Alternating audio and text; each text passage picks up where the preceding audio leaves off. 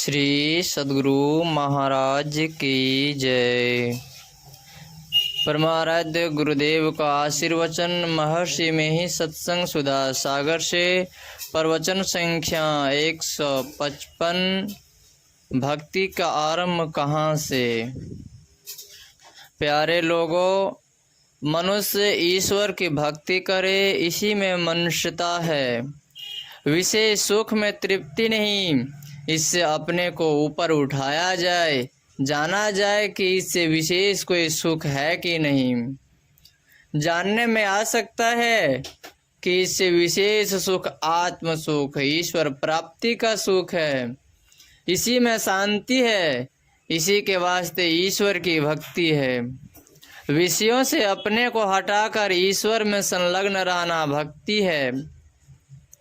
विषयों से हटाने का तात्पर्य रूप, रस, गंध, स्पर्श और शब्द से अपने को अलग कर रहने से है। तब संलग्न रहे। तब किधर संलग्न रहेगा? निर्विषय की ओर। जो कोई अपने को विषयों से हटावेगा वही ईश्वर की ओर रहेगा। भक्ति केवल इतना ही नहीं है कि किसी एक स्थूल व्यक्त रूप में प्रेम करो, वहाँ से आरंभ करो, यह अयोग्य है। जैसे किसी पथिक को कहीं जाना है तो वह वहीं से चलता है जहाँ वह रहता है, लेकिन पहला ही कदम निर्दिष्ट स्थान पर नहीं पहुँचता है, चलते चलते वहाँ पहुँचता है।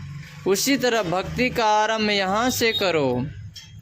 जैसे चलने वाले एक एक जगह को छोड़ता हुआ चलता है, उसी तरह तुम भी साधना कर, आरंभ कर स्थूल को छोड़कर। उसी तरह तुम भी साधना का आरंभ कर, स्थूल को छोड़कर, फिर उससे भी आगे बढ़ो। इस तरह बढ़ने से ऐसा नहीं हो जाता कि ब्रह्म की सत्ता उससे छूट गई। जैसे कहीं जाते हैं तो वहाँ शून्य रहता है, उसी तरह जितना भी बढ़ते जाओ ईश्वर संग ही रहते हैं। पहले स्थूल रूप में तुम मन लगाते थे, अब तुम सूक्ष्म विषय में आ गए हो, तो क्या परमात्मा उस सूक्ष्म विषय में नहीं है? परमात्मा सर्वव्यापी है, तो वहाँ कैसे नहीं है?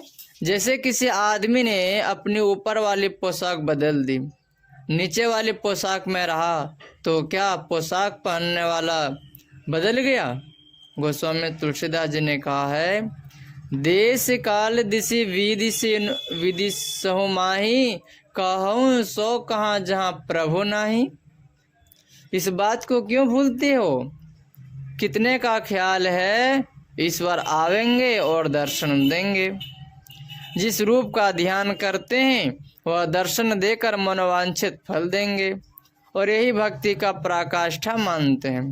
दूसरे कहते हैं कि तुम ही चलो, तुम इंद्रिय गोचर नहीं हो, अव्यक्त हो, शरीर जड़ है और तुम चेतन आत्मा हो।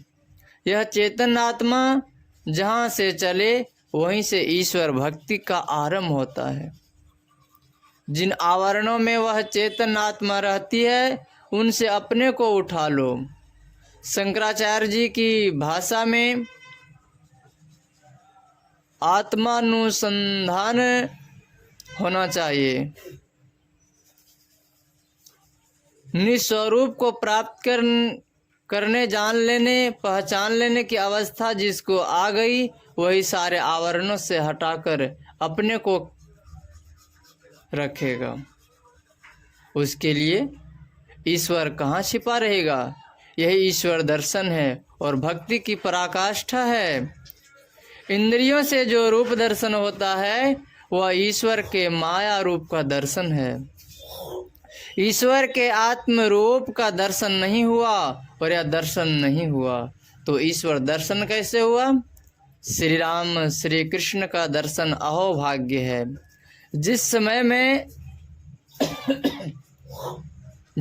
में ये लोग थे उस समय में बहुतों को उनके दर्शन हुए, लेकिन सबका ऐसा ख्याल नहीं हुआ कि ईश्वर दर्शन हो गया। भावना के भगवान थे, जाके रही भावना जैसी प्रभु मूर्ति देखी तिन तैसी। सबसे पहले जिसकी पूजा हो, इसमें पांडव भी घबराए, लेकिन भीष्म ने श्री कृष्ण की पूजा करने का निश्चय दिया। उसी सभा में शिशुपाल भी था, जो भगवान का विरोध करता था, और वह मारा भी गया। भगवान श्री राम स्वयं कहते हैं, यही तन कर फल विषय न भाई, स्वर्ग स्वल्प अंत दुखदाई। ये लोग इंद्रिय ग्रहण होने वाले विषयों को लेने नहीं कहते। इन विषयों से आगे बढ़ने के लिए भगवान श्री राम ने उपदेश दिया। भगवान श्री कृष्ण ने क्षेत्र क्षेत्रज्ञ का विचार दिया। इस सत्संग में ऐसा नहीं कहा जाता कि स्थूल उपासना का अनादर करो, स्थूल सगुण साकार की उपासना भी करो और इससे आगे बढ़ने के लिए भी चेष्टा करो। जो कोई ऐसा विचार रखते हैं कि स्थूल सगुण रूप को छोड़कर सूक्ष्म सगुण रूप में जाने से ईश्वर छूट गए, तो यह संकुचित ज्ञान है। वह ईश्वर को सर्वव्यापी नहीं जानता। माया रूप का भी दर्शन करो और इससे आगे भी बढ़ो। माया रूप में ही लिपट कर नहीं रह जाओ। यही सत्संग से प्रचार होता है। और जो कोई अपने को ईश्वर मानता है तो वह समाधि में ऐसा हो सकता है, लेकिन संसार में द्वैत मंडल में ईश्वरत्व का भाव लेकर कोई बरते असंभव है। इसलिए श्री राम पर, श्री कृष्ण पर भी लोग संशय करते हैं। समाधि साधन करो, ऐसा हो सकता है। विचार ही विचार में कोई ईश्वर नहीं हो सकता।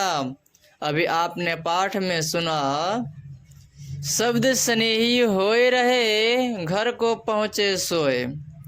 शब्द साधना से भक्ति का अंत होता है। जब तक ईश्वर दर्शन नहीं होगा, भक्ति साथ नहीं छोड़ सकती। इसलिए भक्ति बीज पलटे नहीं, आए पड़े जो चोल। कंचन जो विष्ठा पड़े, घटे न ताको मोल। भक्ति बीज बिन से नहीं, जो जुग जाय अनंत।